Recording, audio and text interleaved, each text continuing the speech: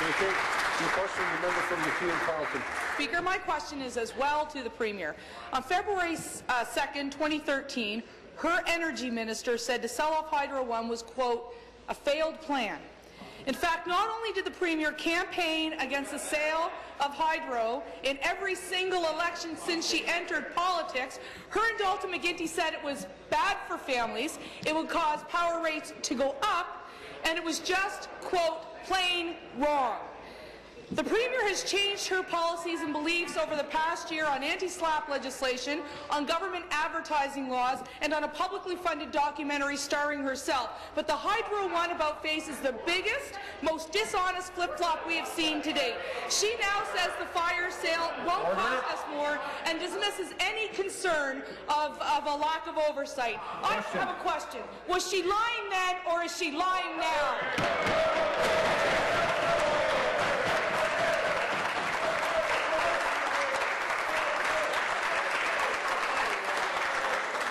The member will.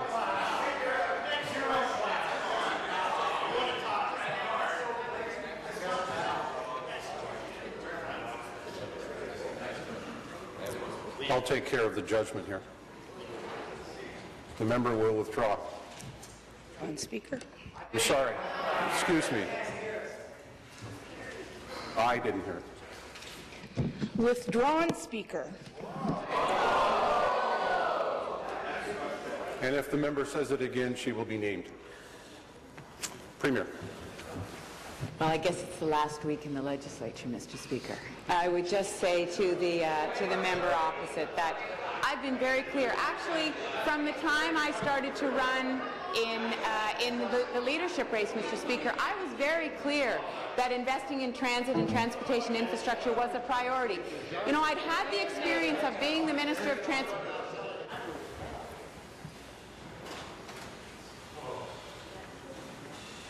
Finish, please. I actually had the experience of being the Minister of Transportation for 2 years, and I had traveled the province. There wasn't a jurisdiction, there was not a jurisdiction in this province that didn't... The member from Leeds, Grenville, and the member from Renfrew, Nipissing, Pembroke will come to order. Carry on. There wasn't a jurisdiction in this province that wasn't suffering from underinvestment of infrastructure, Mr. Speaker, the underinvestment that we inherited when we came into office in 2003.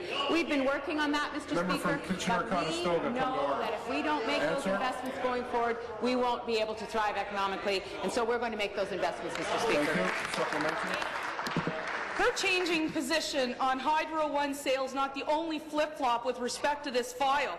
Take what she's going to do with the money and the profits. The Premier said the profits of Hydro One would pay for infrastructure. Then she said it would go toward the debt when she was reminded, and only reminded, that it was the law. Now she's bargained off shares of the company before it's been sold to prevent a strike in the energy sector.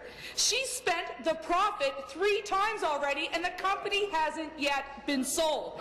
This isn't a coherent plan for asset sale in the province of Ontario, and it's not an appropriate way to manage the energy sector in this province. The 2 opposition leaders have asked you to withdraw this piece of legislation from the budget. Will you do it, or is your pantsuit on fire over there?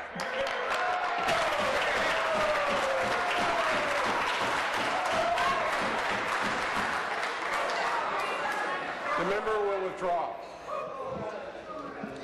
Withdrawn. Premier. Finance. Mr. Speaker, we've stated very clearly all along, consistently, since 2013, in our budget 2014, we did so twice. We put it in the platform of our election. The people spoke and reaffirmed their desire for us to move forward. We introduced it again in 2015 budget. It is a very pragmatic and deliberate way to maximize evaluations of a substantial Crown corporation, while at the same time holding the majority shares of that corporation for the benefit of the public. It's going to be one of the largest growth companies. We're doing it in stages, Mr. Speaker. Only 50% tranche in the first stage. It'll then determine its true maximized value, and we will do so to protect the public interest in the best interest of our public, and it'll be broadly held as a result, Mr. Speaker. And more so, the member opposite and that party were actually proposing a full 100% sale of that corporation, which we are not doing. Thank you. New question. The member from Toronto Danforth.